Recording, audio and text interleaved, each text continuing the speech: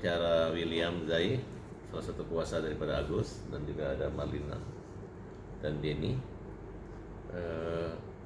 Kita menangani 2 kasus, yaitu Icang dan Agus ya. Khusus buat Agus, kita sudah membuat laporan pidana terhadap NP ya, dalam hal pencemaran nama baiknya dulu. Kedua, proses somasi lagi jalan menyangkut uang. Jadi masyarakat perlu ketahui, tolong hentikan untuk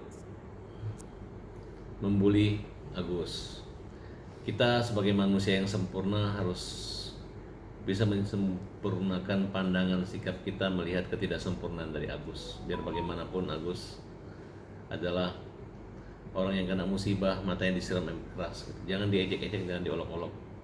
Sekarang mulai bencong banci dari Belanda aja menghina, membuli ya. Sampai orang normal pun ada polisi, oknum ya, ada artis yang pro-pro gitu dan selalu berpikir negatif gitu. Jadi ada ancaman dari seseorang kepada Agus melalui SMS-nya, WA-nya ke istrinya. Dia menyatakan, "Gus, kita mau data untuk mutasi, data mutasinya, kita mau lihat." Agus dibawa ke bank gitu. Ternyata langsung pindah transfer uang 1 miliar. Ya, dengan cap jempolnya. Kemudian 300 ditakut-takutin, "Lu kalau nggak bayar, nggak transfer segala macam, nanti kita laporin dinas sosial, kamu nanti viralkan," gitu. Itu ancaman itu membuat Agus ketakutan. Agus kan merasa, saya juga nggak melihat uang 1,5 miliar gitu. Karena awalnya juga dia tidak minta, justru kesedihan Agus ini yang dieksploitasi oleh oknum konten kreator ini. Karena konten kreator ini juga menyertakan yayasannya. Mungkin yayasannya kurang dapat uang gitu, dan mungkin tidak terbuka, dan masyarakat rata-rata mengirim langsung ke orangnya gitu. Dan kami sepakat, termasuk Denny Sumargo juga mengatakan bahwa uang itu adalah hak dari Agus, namanya donasi, sumbangan sukarela yang sifatnya tidak besar sekali. Nah, justru saya bisa pertunjukkan nih dari bulan Oktober, September, bagaimana bisa dikelola oleh Agus seperti ini gitu uangnya. Kan memang kalau lihat matanya itu nggak bisa lagi hanya operasi kelopak aja, karena matanya mengecil dan pecah gitu. Kalau untuk mengganti matanya normal di donor mata saya rasa nggak mungkin lagi ya. Jadi pemirsa dan teman-teman tahu bahwa sumbangan 1,5 miliar ini adalah bagian dari membangun badan jiwa, mental dan masa depannya, termasuk biaya hidup, rumah dan lain sebagainya. Karena kejadian begini tidak banyak gitu, tapi banyak orang yang membantu hal seperti ini. Tidak hanya Agus, ada Icang juga, orang-orang buta yang kena musibah. Kalau klien itu dicolok, dicungkil matanya gitu. Kalau obatnya paling 200-300 juta. Tapi kan dari awal kan tidak ada batasan. Dan tolong juga stop untuk sumbangan Agus di rekening yayasan gitu. Karena sampai tadi malam dia masih ingin menggunakan uang itu dengan WA segala macam. Tapi saya sudah mengatakan Agus kembali aja ke rumah sakit Cipto ya. Benar. Kemudian kamu pakai yang normal, yang biasa aja. Karena bagi kita yang namanya orang hemat itu kan bagus. Dia juga menyadari ya, masalah memanfaatkan keuangan itu kan, lu jangan tanya-tanya masalah rekening ini sama orang buta. Orang dia nggak ngelihat apa-apa, istrinya masih anak kecil ya, temani nggak apa-apa. Tapi temani tiba-tiba uangnya langsung lari ke rekening lu ya, kita nggak tahu ya. Itu yang kita mau tanyakan, kenapa uang itu bisa beralih. Dan kita udah melihat bukti-buktinya bahwa memang dengan cara-cara ancaman gitu.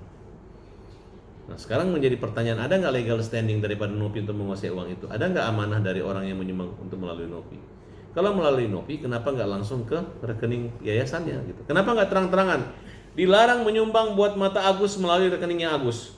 Cukup rekening yayasan, yayasan orang gila atau yayasan anak kecil itu terserah. Itu nggak jadi urusan kita.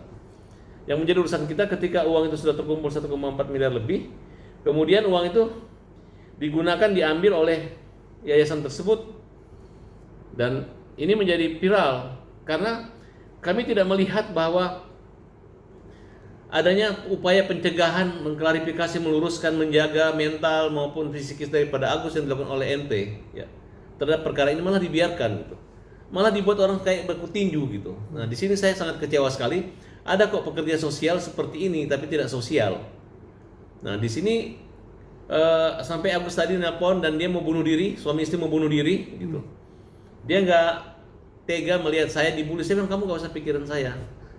Saya di Indonesia dikenal saya punya kalimat pemikiran itu nggak aneh-aneh. Gitu. Justru orang yang menilai aneh itu adalah orang yang aneh. Gitu. Coba saya mau tantang sama masyarakat Indonesia.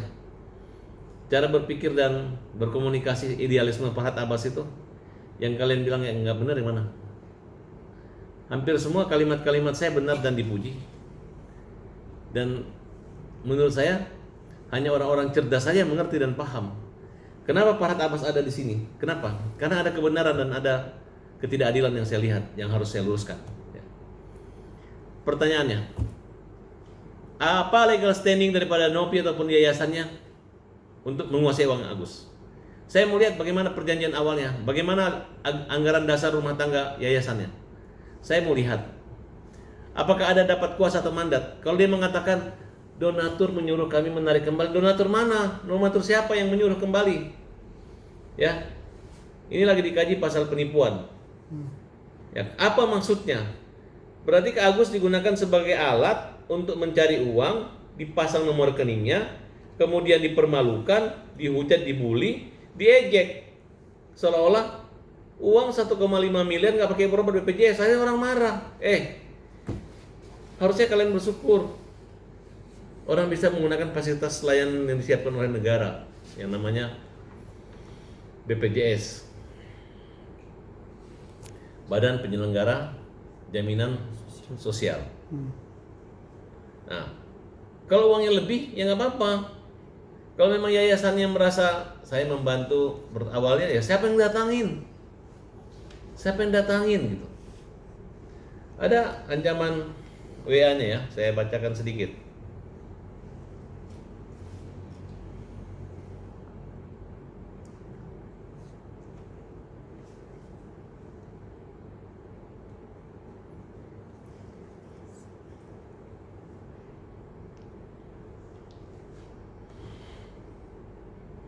Assalamualaikum, Mbak. Untuk mutasinya gimana? Kalau hari ini nggak dikasih, saya kayak dinsos ya.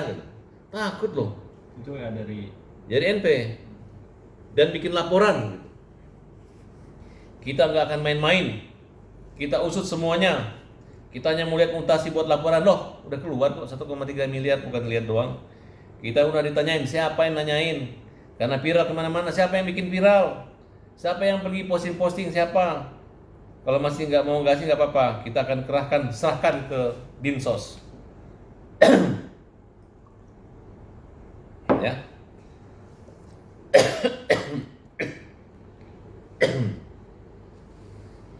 Sampaikan, aku akan bikin laporan.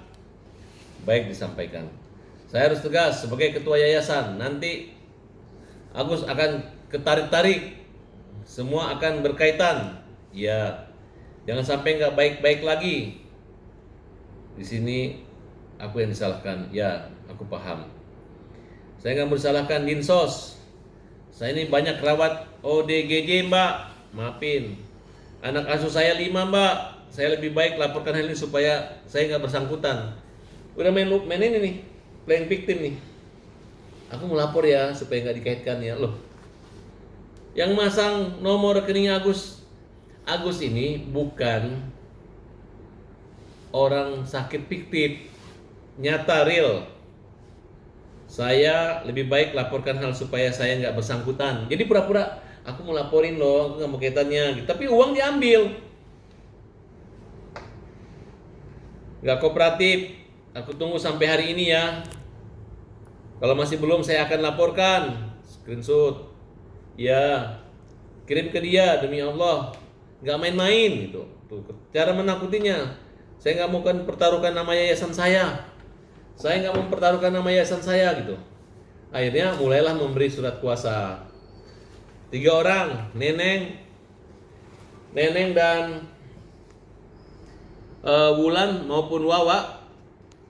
Non Miftah, Neneng tuh Wawa ya. Tahan, Bang. Itu memberi kuasa. Jadi 1 minggu ke depan 3 orang ini akan melaporkan pencemaran nama baik di media sosial.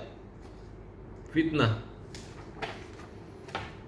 Agus memang kasih uang tapi udah dikembaliin. Kalaupun ada kurang bukan kesalahan mereka, ya Agus memberikan. Wajarlah Agus tinggal di rumahnya, ya. Jangan dipermalukan lagi uang salah digunakan untuk obat. Tidak ada batasannya. Yang jelas uang itu nih 1 miliar udah diserahkan ke rekening. Agak sini. Oke. Ini publik kan, milik publik. Karena kalian daripada nuduhan Agus mencuri, saya tunjukkan Tahan. proses penyerahan uang ini gitu. Jadi masyarakat, uang kalian yang kalian bilang di Agus, yang kalian hinahin Agus itu udah nggak di Agus. 1,3 miliar itu sudah di rekening Yayasan Peduli Kemanusiaan. Yang ngakunya ngurus OGJD dan anak-anak bayi ada 5 itu dia. Ya, kan saya udah sarankan, kalau lu nggak mau itu uang terpakai dengan Agus, nggak ikhlas, ya, mau ngawasin, jadi istrinya Agus saja, nikah sama Agus, dijagain sana, biar uangnya nggak habis, atau jadi babysitternya Agus. Oke, tolonglah, janganlah kalian semena-mena, sewenang-wenang kepada orang buta gitu. Nah, kemudian saya mau menunjukkan ini kan data-data rekening yang menyumbang itu banyak sekali. Ada yang 3 juta, 3 juta, ada yang 50.000, bahkan 40.000, 17.000, 50.000. Ini saya lihat ini. Yang paling gede nominalnya berapa sih, Bang? Ada yang 100 juta, Bang. ada yang 50.000, kan dikit-dikit nih, ya kan? Nah ini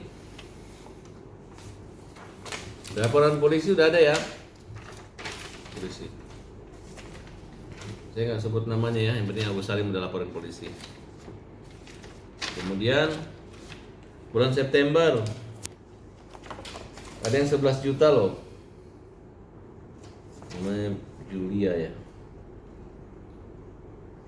Kalau itu Denny Sumargo kurang lebih 89 juta katanya.